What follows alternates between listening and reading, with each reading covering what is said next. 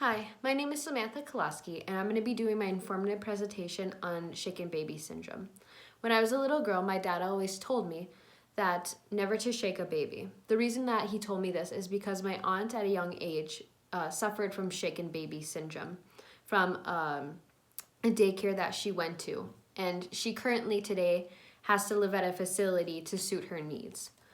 So, shaken baby syndrome is a form of abuse.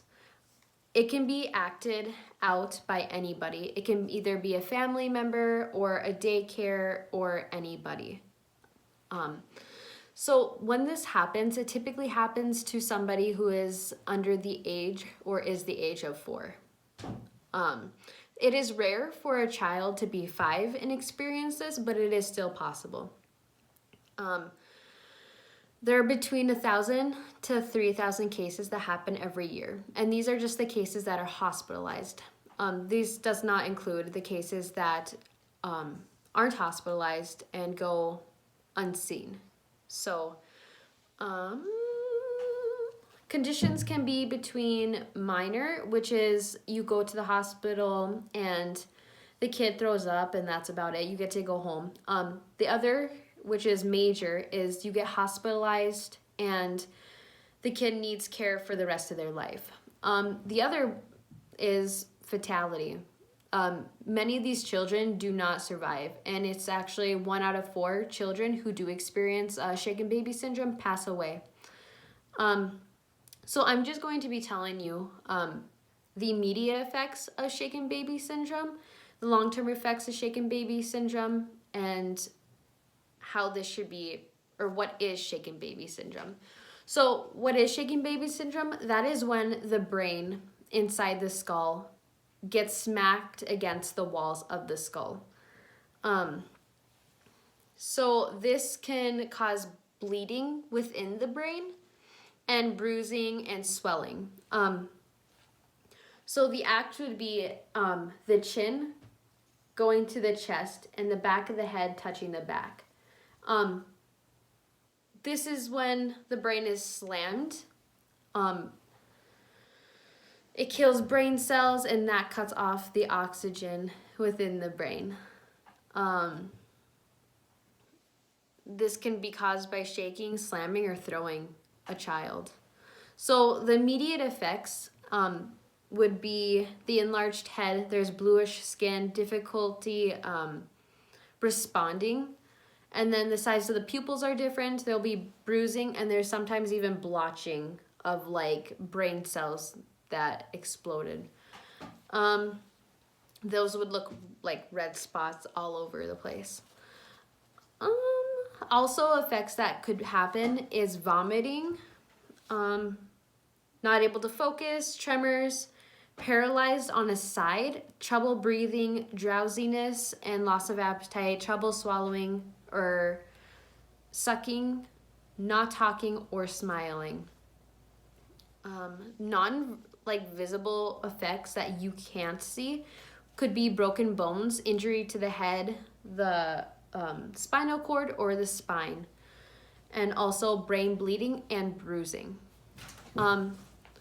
Long-term effects could look like blindness, paralyzed for the rest of their lives, difficulty developing within the brain, learning problems, behavior problems, seizures are a possibility. Also, these kids mainly have to take a bunch of meds to regulate their bodies, and they have to go through life treatments, whether that be shock therapy, physical therapy. There's a lot that these children have to deal with. What I forgot to mention is that there is some times where they have to go under surgery, and they have to go under surgery multiple times, whether that's to rebuild the brain or the skull to make room for the brain to also grow, or sometimes they have to remove parts of the brain that ended up dying within that trauma.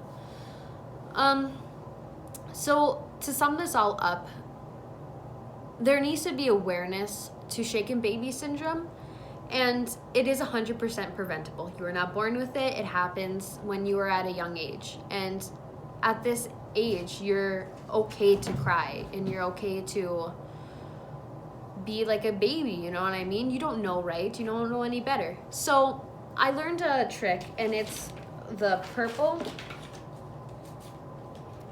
Sorry. Okay, so purple starts with a P, and it's a peak pattern. So at the age of 2 to 3 months, this is when the baby cries the most. Unpredictable, that is when the baby starts crying and doesn't stop without a reason. This is when you can see that you can't soothe the baby and make it stop crying. So resist to smooth. So to soothe. This is when the baby, you can't do anything to make the baby stop, so you just let it continue crying. So the baby may look like it's in pain, but it's not. The baby is just crying to cry. And then L is the long bounds of crying. This is when the baby can cry for hours and hours. And then evening crying, this is when some babies cry more during the afternoon and evening.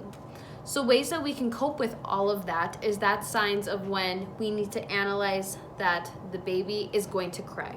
So ways we can deal with this is put the baby down for 10 minutes and walk away. Or to do something to release that stress without causing harm to your child.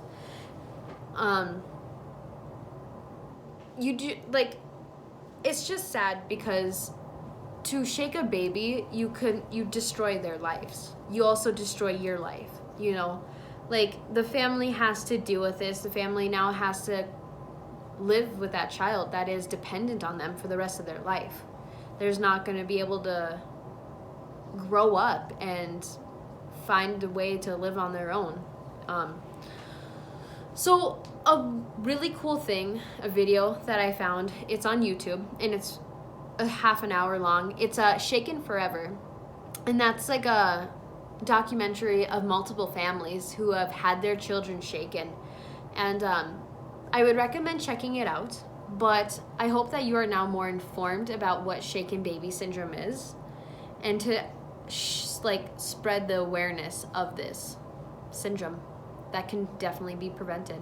Thank you.